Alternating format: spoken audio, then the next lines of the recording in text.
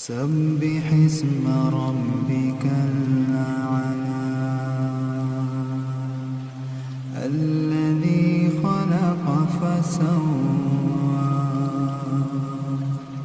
والذي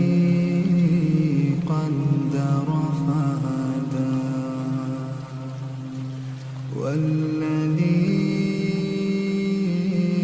أخرج المرعى فجعله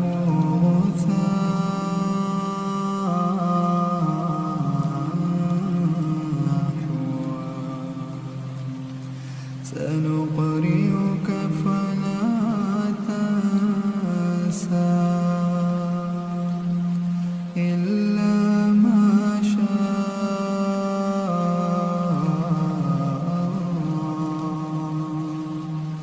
إنه يعلم الجهر وما يخفى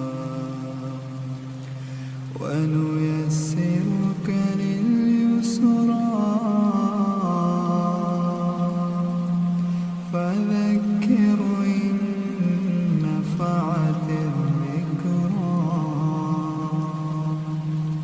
سيذكر من يخشى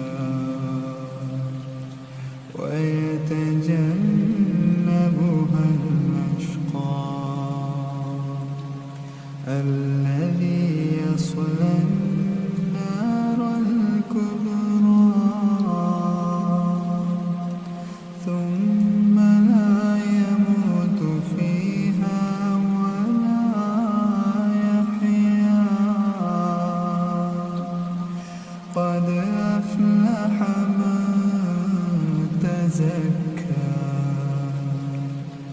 وذكر اسم ربه فصلى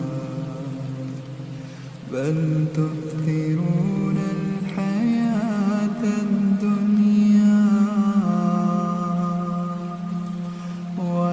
والآخرة خير